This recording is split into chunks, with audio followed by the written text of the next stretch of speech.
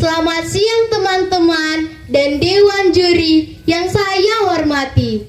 Perkenalkan, nama saya Sherin Angelina Napitupulu, siswi kelas 5 bersekolah di SD Daniel HKBP Rumbai. Hari ini saya akan berdongeng yang berjudul Asal Mula Tanjung Jelotung. Cerita ini berasal dari Selat Panjang, Provinsi Riau. Di Riau ada Selat Panjang, masyarakatnya taat dan ramah. Hatiku senang jika berdongeng, apalagi pemenang akan kurai. Selamat menyaksikan. Pada zaman dahulu, di sebuah daerah yang masih asri alamnya, hiduplah seorang kakek yang bernama Haji Muhammad Soleh, namun lebih akrab dipanggil dengan sebutan Lebay Soleh atau Tok Lebay. Tok Lebay tinggal di sebuah daerah yang bernama Selat Panjang.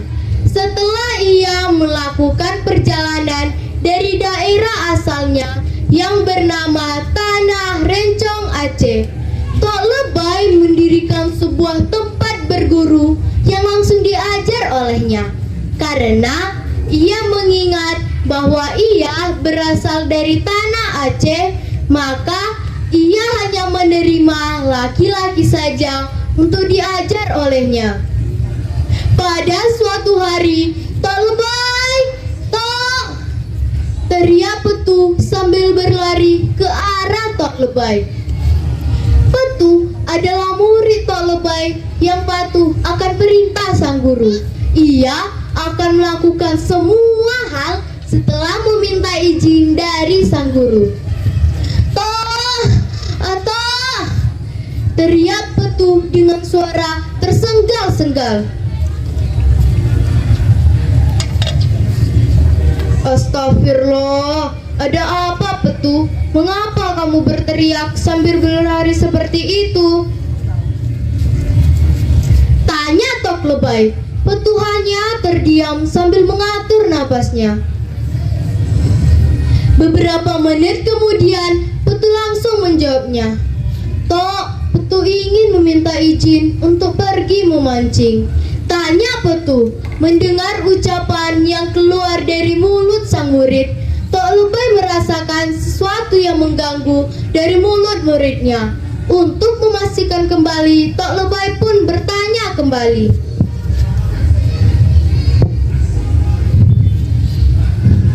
"Kemanakah kamu akan pergi memancing, wahai muridku?" Saking bersemangatnya, Petu langsung menjawabnya. "Petu hendak memancing ke posisi paling ujung Tanjung Barat Sungai Suwir, Tok." tanya Petu. Sudah diduga, firasat Tok Lebay sangat kuat dan hebat. Tok Lebay tidak pernah salah dalam mengatakan sesuatu hal, termasuk lokasi yang akan dikunjungi oleh muridnya, Petu. Tempat yang dimaksud Petu ini adalah kawasan terlarang dan sangat angker untuk dikunjungi. Apalagi ada pantang larangnya yang sudah diketahui oleh masyarakat setempat. Tempat ini bernama Sungai Suwir.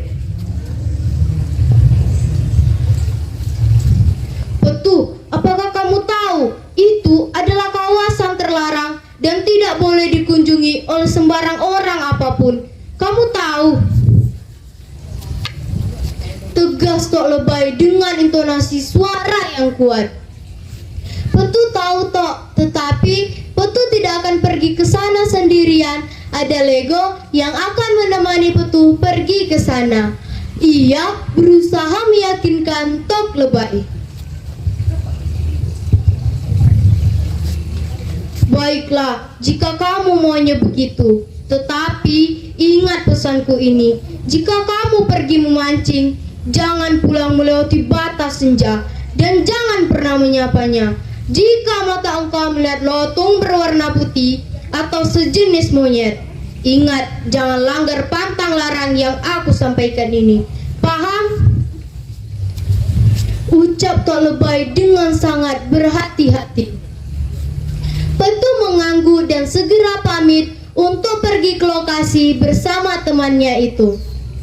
Beberapa jam kemudian, Petu dan Lego sampai ke lokasi tempat mereka akan memancing.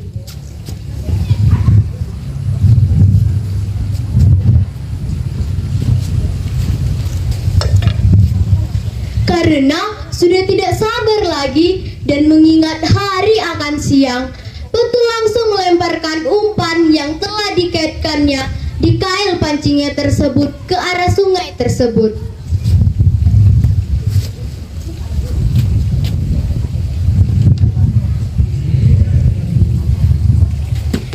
Tidak ketinggalan, Lego pun melakukannya.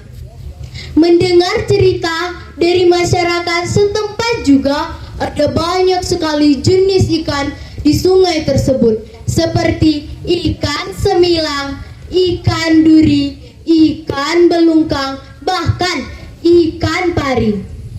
Karena sangat asik memancing, tidak terasa bakul mereka sudah penuh dengan ikan hasil tangkapannya.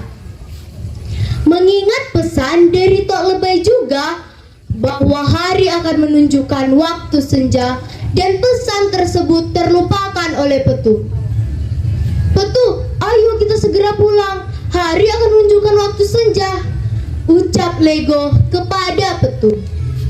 Tetapi Petu tetap mau memancing hingga bakulnya benar-benar penuh dengan ikan hasil tangkapannya. Memang Petu sangat keras kepala, sudah diingatkan tetapi tidak mau menurutinya. Setelah beberapa lama Lego bertele-tele untuk mengajak Petu segera pulang, akhirnya Petu pun menurutinya. Tetapi sebelum pulang, Petu ingin membuang air kecil di semak-semak. Setelah Petu selesai membuang air kecil di semak-semak, tidak sengaja ia melihat sesuatu yang berkilau dari atas pohon. Jika dilihat lebih teliti, itu adalah sepasang mata yang berkilau yang sedang melihat ke arah Petu dan Lego.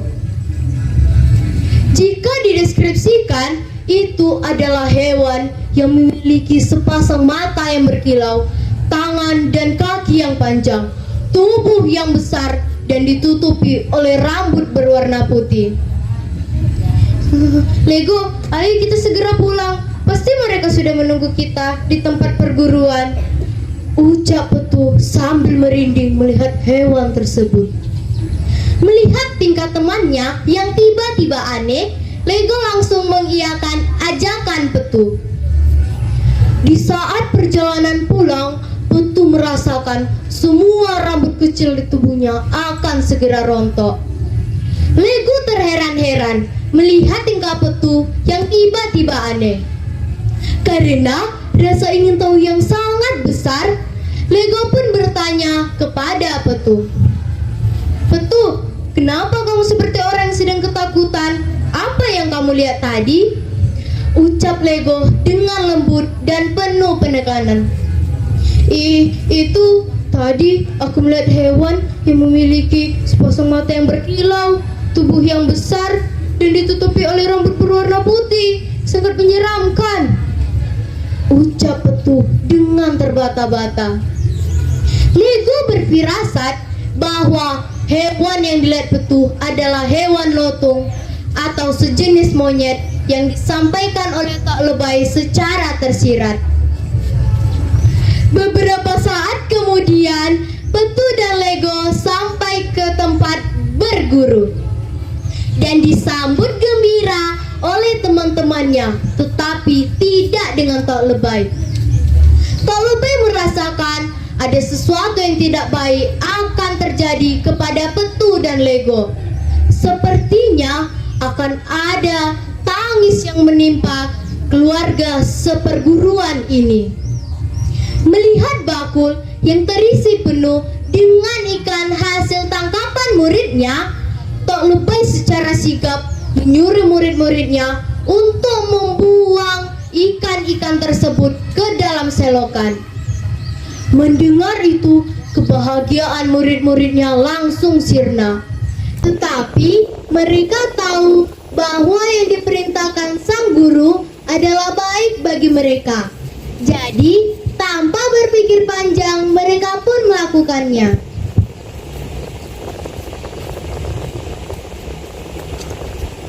Wow, ajaib! Ikan hasil tangkapan tersebut tiba-tiba menghilang tanpa jejak. Melihat itu, murid-muridnya pun bertanya kepada Tok Lebay. "Tok, kenapa ikan tersebut tiba-tiba menghilang?" Ucap seorang murid. "Iya, benar Tok. Kenapa?" Ucap seorang murid yang lainnya. Tok Lebay memberitahu bahwa mereka akan kehilangan seorang teman malam ini juga. Mendengar itu, murid-muridnya pun terheran-heran. "Hah, emangnya siapa yang akan meninggal?" Tiba-tiba menjelang malam, Petu jatuh sakit, dan tak lama lagi ia akan menghadap ke Sang Pencipta. "Ya Allah, ampunilah dosa-dosa hamba. Hamba telah melanggar perintah-Mu, ya Allah. Amin." Tok Lebay tidak pernah pergi dan terus bersama Petu.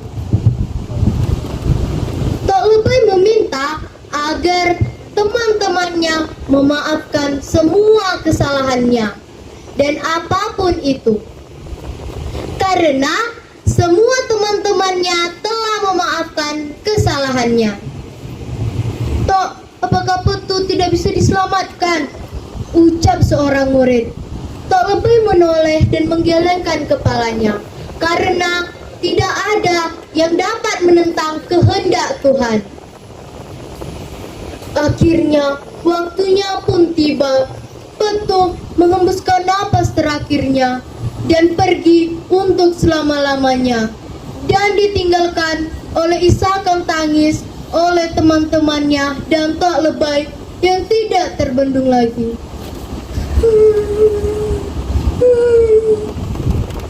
Karena Petu sudah pergi dan tenang di sisinya.